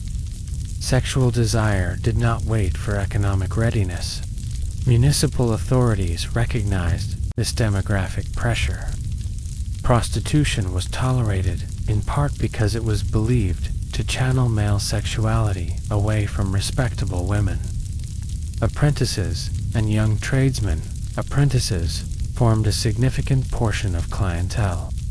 Bound by contracts to masters, they worked long hours under strict discipline. Their wages were minimal. Often they were paid in room and board rather than coin. Yet small discretionary earnings or pooled resources allowed occasional visits to brothels. For apprentices, a visit might represent a rite of passage, a demonstration of masculinity, a shared social experience. Group visits were not uncommon. Young men might arrive together, emboldened by alcohol and peer pressure. From the prostitute's perspective, apprentices presented mixed risks. Limited ability to pay, high impulsivity, occasional bravado, or aggression. Negotiation required firmness and clarity. Sailors and transient workers in port cities like Venice or London's Southwark district. Sailors were frequent patrons. Their lives were defined by long voyages, physical hardship, periods of intense danger. When ships docked, wages were distributed. Brothels near ports experienced sudden surges in demand. Sailors often had ready coin, but limited time. Encounters were transactional and direct. However, sailors also posed heightened health risks. Travel increased exposure to disease, including the late medieval spread of syphilis. Brothel keepers sometimes monitored such clients closely. Soldiers and mercenaries. Wartime brought soldiers into cities. Whether local militia or foreign mercenaries, soldiers represented both profit and danger. They were accustomed to violence and might carry weapons even when off duty. Municipal authorities sometimes imposed curfews or special regulations when troops were present. Disorder threatened civic stability. For prostitutes, soldiers could be lucrative, particularly officers with higher pay, but risk assessment was critical. A drunken infantryman differed significantly from a commissioned knight. The negotiation tone shifted accordingly. Clergy and moral paradox. It would be naive to assume that clergy never appeared among clients. Despite official condemnation of prostitution, records and court documents reveal instances of priests and clerks frequenting brothels. In cities with universities, such as Paris, students in clerical training formed part of the urban population. Theological frameworks of the time sometimes described prostitution as a lesser evil, a safety valve for male lust. This created cognitive dissonance. A man might condemn sin publicly and seek services privately. For the prostitute, moral judgment from a client was irrelevant. Payment mattered. Yet interactions with clergy could carry additional risk if scandal erupted. Married men married clients were not uncommon. Reasons varied. Dissatisfaction within marriage, curiosity, social expectation among male peers, emotional distance from spouse. Municipal laws sometimes prohibited prostitutes from knowingly serving married men. Enforcement, however, depended on disclosure and honesty, neither guaranteed. From the prostitute's perspective, married clients often preferred discretion. They might request specific hours or private entrances. Such clients could become regular patrons, predictable income in an unstable profession. While most clients came from working or middling classes, wealthier men also participated. Merchants traveling between cities, minor nobles, or court officials might seek higher-end services. In cities like Venice, elite courtesans cultivated reputations not only for beauty, but for conversation, music, and education. These relationships could extend beyond single transactions. Benefits for the prostitute might include larger payments, gifts, jewelry, fabric, coin patronage arrangements. However, dependency on a single wealthy patron carried risk. Favor could evaporate quickly. What did clients seek? Reducing client motivation to mere physical desire oversimplifies. Historical and sociological analysis suggests multiple factors: sexual access without courtship obligations, emotional intimacy without long-term commitment, validation of masculinity, relief from loneliness, curiosity, and experimentation. In a society where marriage was economic and strategic, emotional compatibility was not always central. A brothel offered temporary escape from rigid social roles. Conversation sometimes preceded physical intimacy. A client might speak of work frustrations, family conflict, travel stories, political gossip. The prostitute's role included listening. Emotional labor, though unnamed in medieval vocabulary, was part of the service. Negotiation dynamics. Every encounter began with negotiation. Key variables included price, duration, boundaries, location, private chamber versus shared space. Clear terms reduced conflict. Experienced prostitutes developed sharp skills in reading body language. Is he intoxicated? Is he armed? Is he aggressive? Does he appear ill? Rapid assessment was survival. Payment was typically demanded up front. Delayed payment increased risk of non-compensation. Repeat clients and reputation. Urban density meant reputation spread quickly. A reliable client who paid promptly and behaved respectfully was valuable. Repeat customers stabilized income. Similarly, a prostitute's reputation influenced demand. Word of mouth mattered. Brothel keepers sometimes encouraged relationships with steady patrons. Predictability reduced volatility. However, emotional entanglement could complicate matters. Jealousy, possessiveness, or unrealistic expectations created tension.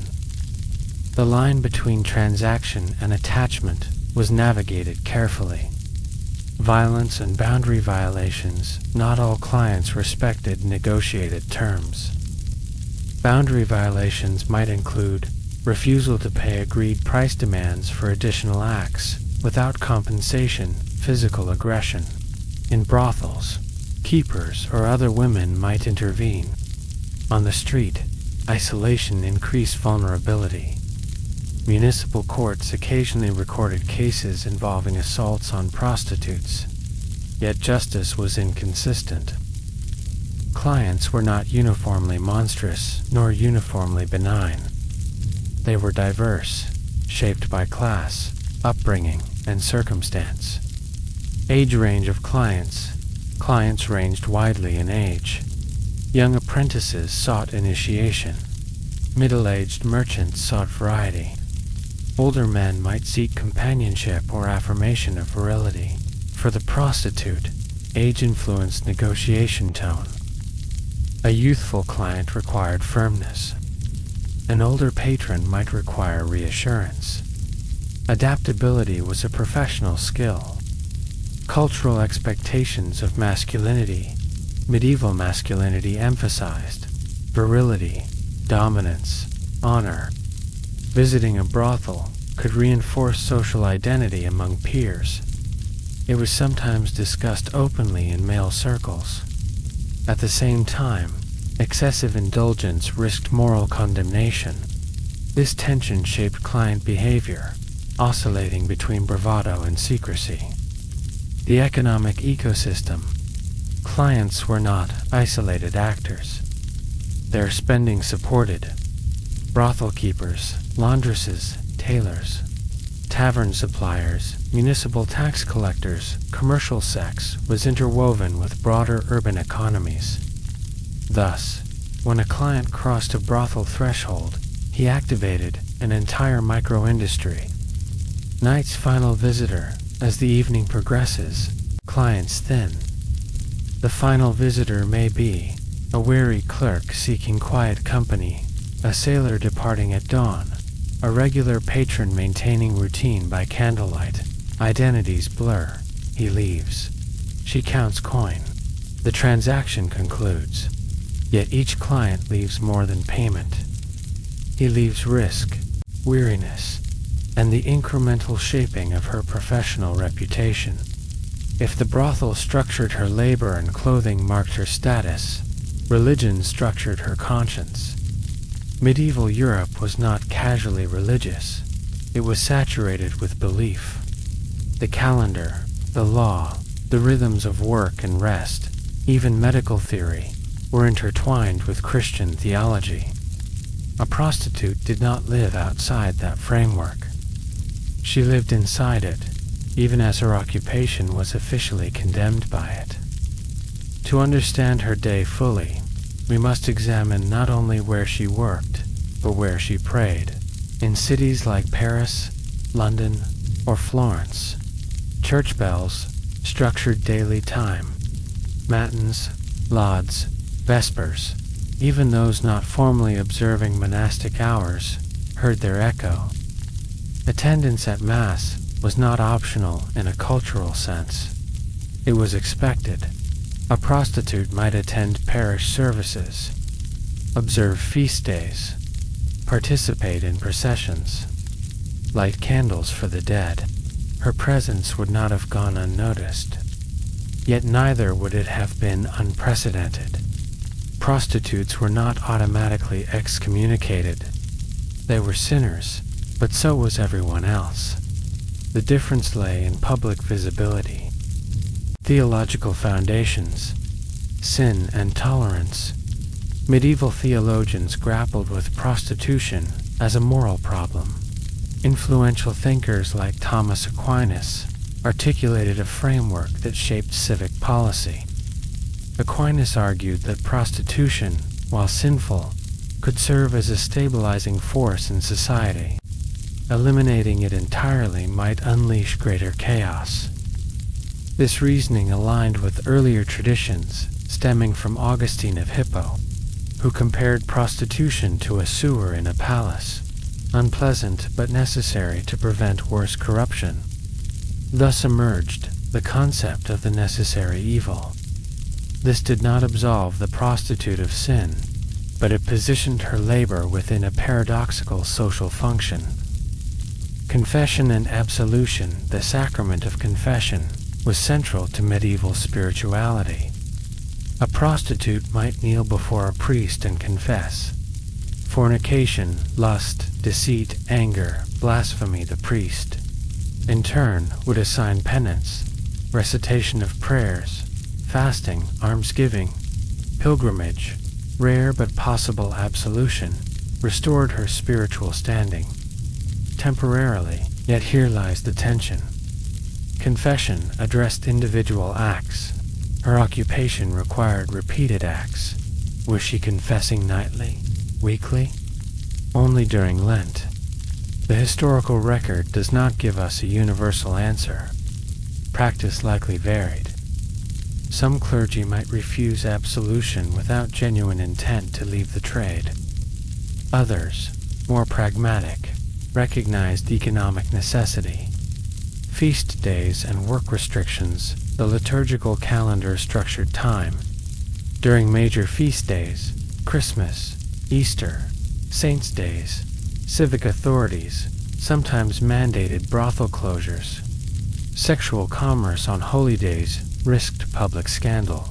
However, enforcement fluctuated.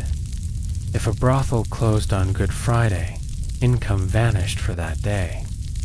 Economic survival did not pause for piety. Some women may have experienced genuine devotional conflict. Others compartmentalized. Sacred time, work time. The two coexisted uneasily. Public religious festivals filled medieval streets with pageantry. During plague outbreaks, penitential processions intensified. Citizens walked barefoot, chanting prayers for deliverance. A prostitute might walk among them. Did neighbors judge her more harshly during such displays? Possibly. Crisis sharpened moral scrutiny. During the Black Death, some communities sought scapegoats for divine wrath. Sexual immorality was an obvious target. Brothels were sometimes shut down during outbreaks, not only for health reasons, but to appease divine anger. Religion thus intersected with public policy. The Virgin and the Magdalene, two female archetypes, dominated medieval Christian imagination. The Virgin Mary, purity, obedience, sanctity. Mary Magdalene, the repentant sinner, often though inaccurately portrayed as a former prostitute. Mary Magdalene held particular resonance. Her narrative offered redemption. She was not beyond salvation. For a medieval prostitute, this archetype mattered. Repentance was possible. Transformation was possible. Spiritual dignity was not permanently erased. Some religious houses specifically accepted reformed prostitutes. In certain cities, charitable institutions funded by wealthy patrons provided limited pathways for exit from the trade. But entry into such houses required genuine departure from prostitution, and often dowry-like payments. Clerical hypocrisy and human reality, while theology condemned prostitution, individual clergy were not immune to temptation.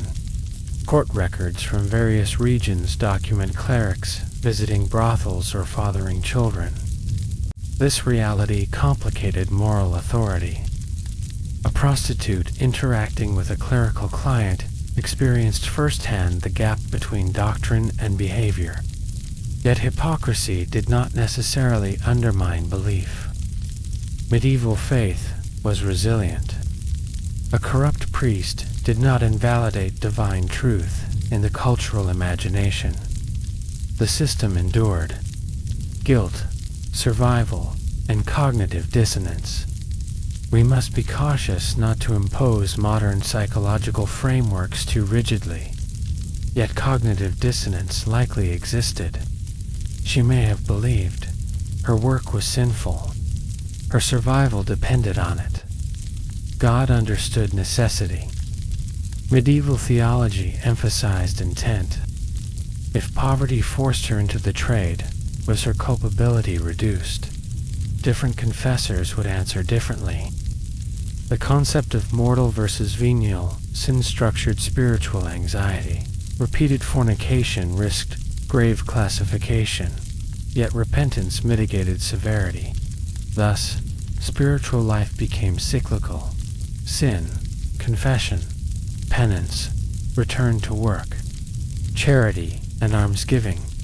Almsgiving functioned as both religious duty and social performance. A prostitute might donate small coins to the poor or to church coffers. Such acts demonstrated piety, reduced guilt, maintained public presence within parish life. Charity did not erase stigma, but it reinforced shared community participation. Even marginalized individuals contributed to religious institutions. Pilgrimage and hope. Pilgrimage represented spiritual renewal. Journeys to sites such as Canterbury Cathedral or Santiago de Compostela. Cathedral offered penitential opportunity. For most prostitutes, extended pilgrimage was financially unrealistic. Leaving work meant losing income. However, short local pilgrimages or participation in traveling devotional events were possible. The idea of pilgrimage, even if unrealized, symbolized hope for transformation. The fear of death, medieval spirituality, was deeply conscious of mortality, heaven, hell, purgatory. Sermons vividly described eternal consequences of sin. A prostitute, regularly reminded of her moral status, could not easily ignore these narratives. The fear of dying unconfessed was real. Plague, violence, childbirth, death could arrive suddenly. This urgency may have intensified confessional cycles before major risks. Institutional ambivalence. Municipal authorities often cooperated with church leaders in regulating brothels. This produced institutional ambivalence. The city taxed prostitution. The church condemned it. Both coexisted. Some bishops directly oversaw red light districts, as in parts of Suffolk revenue streams, and moral governance intertwined. This entanglement underscores a critical point. Prostitution was not merely tolerated by secular authorities. It was structurally integrated into ecclesiastical jurisdictions in some regions.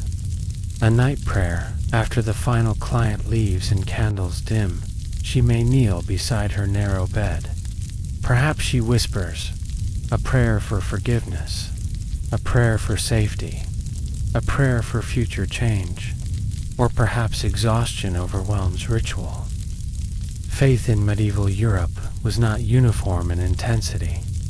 Some individuals were fervent, others routine, still others skeptical in private thought. But religion framed the horizon of meaning.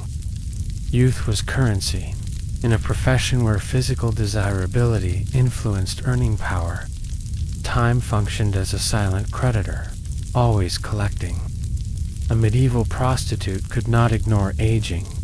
It shaped her pricing, her client base, her social capital, and ultimately her future. Unlike guild artisans, she had no formal apprenticeship ladder guaranteeing advancement. There was no pension fund, no structured retirement, no institutional pathway toward security. If she wished to survive beyond her most profitable years, she needed foresight or luck.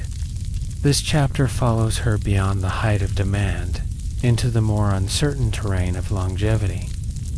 In cities like London, Paris, and Venice, most prostitutes likely entered the trade in their late teens or early 20s. Poverty, widowhood, abandonment, or lack of dowry often precipitated entry. Peak demand often coincided with youth. By her late 20s or 30s, an age that modern audiences would not consider old, her economic position could begin to shift. This does not mean clients disappeared entirely. Rather, competition intensified. Younger arrivals entered brothels. Market preferences fluctuated. Health issues accumulated. Disease, childbirth complications, and physical strain accelerated aging in ways difficult for modern observers to fully grasp. Time was not merely chronological, it was biological and economic. The shift in clientele as she aged, the type of clients she attracted might change. Younger men often sought novelty in youth. Older men sometimes preferred maturity, conversation, stability, familiarity.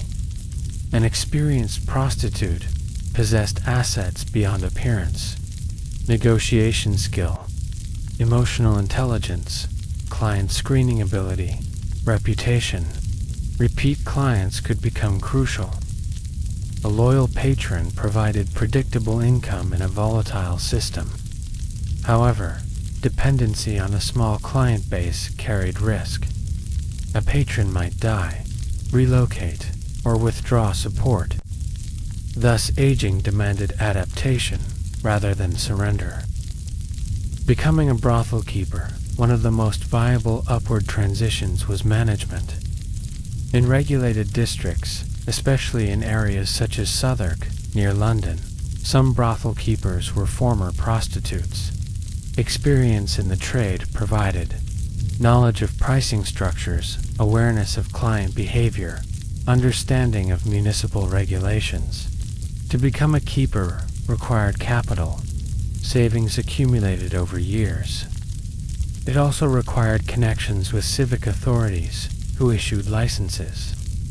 As a brothel keeper, her labor shifted from physical to managerial, overseeing workers collecting rents or percentages, managing supplies, handling disputes, negotiating with officials' income became more stable, though responsibility increased.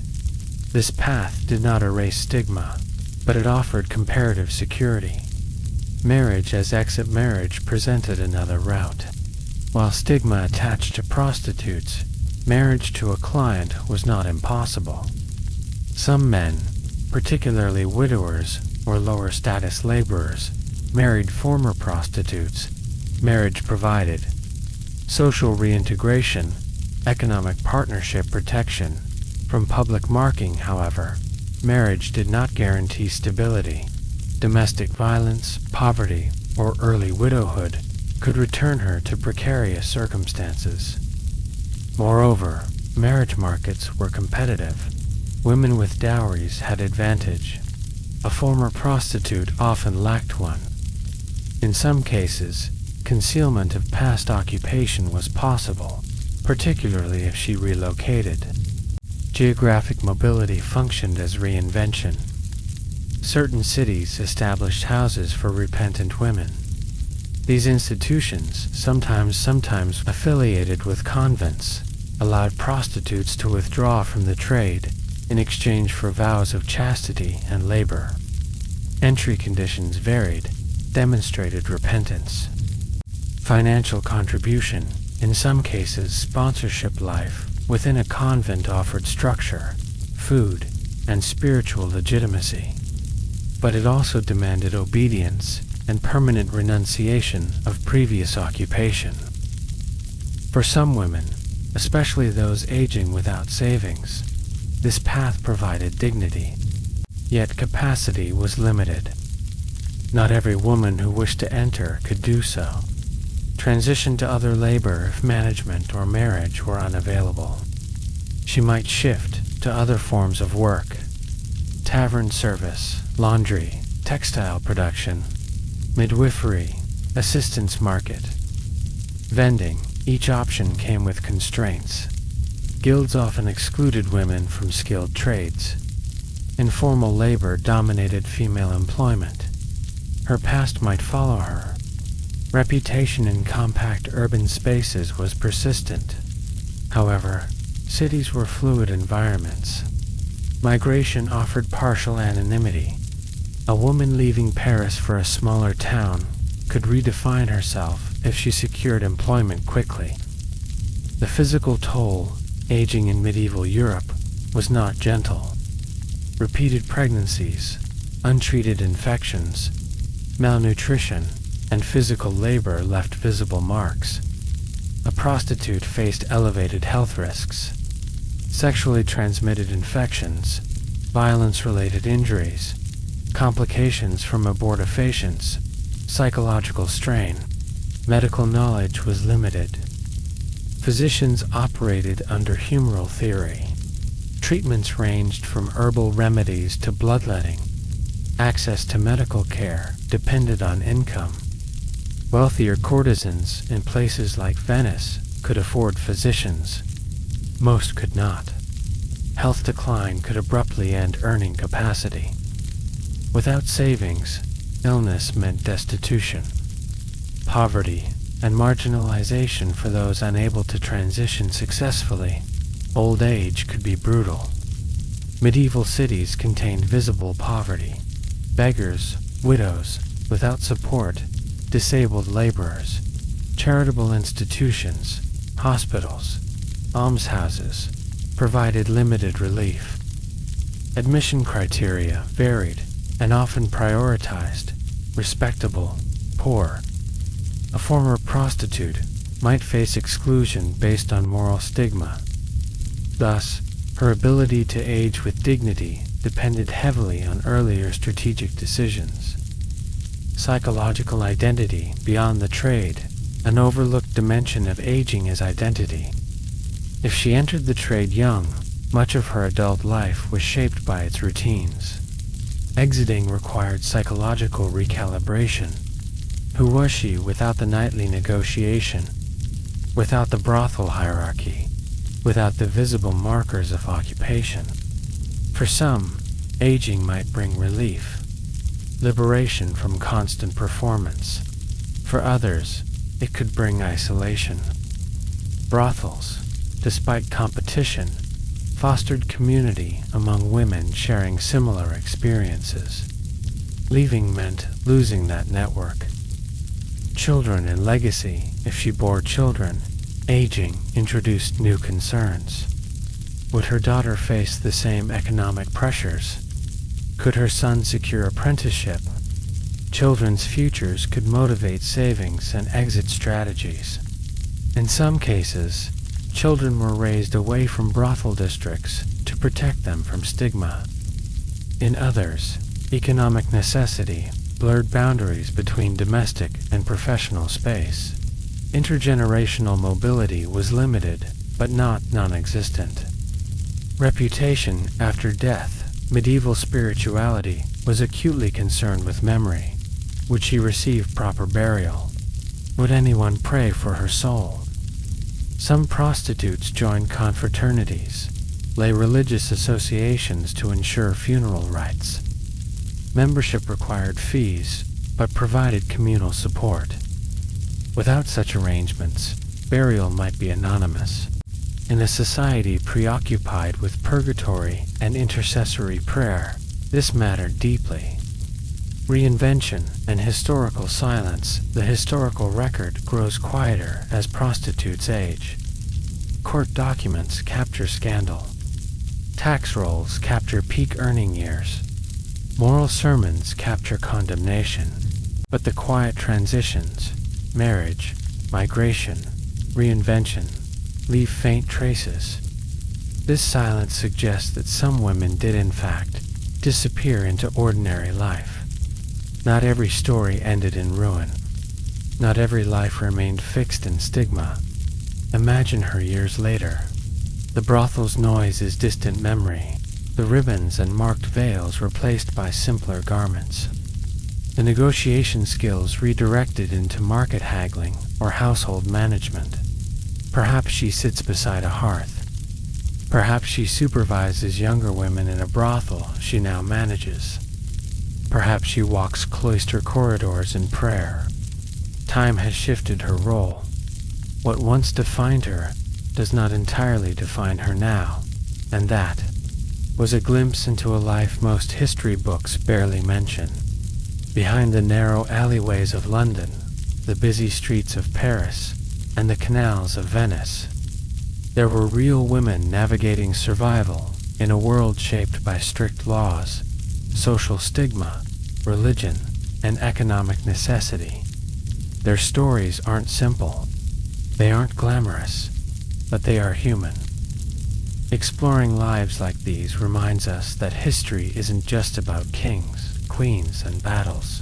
It's also about the everyday people who lived in the shadows of power, doing whatever they had to in order to endure. If you found this deeper look into medieval life interesting, please like the video. It genuinely helps the channel grow and allows us to keep telling the stories that often go untold. I'd love to hear your thoughts. What surprised you most about daily life in the medieval world? And what other overlooked roles or professions should we explore next? Leave your ideas in the comments below. If you're fascinated by the hidden realities of the Middle Ages, make sure to subscribe and turn on notifications so you never miss an episode. And when you're ready to continue the journey, check out the related videos on your screen. There's so much more to uncover about what life was really like centuries ago. Until next time, remember, history isn't just about crowns and castles. It's about people,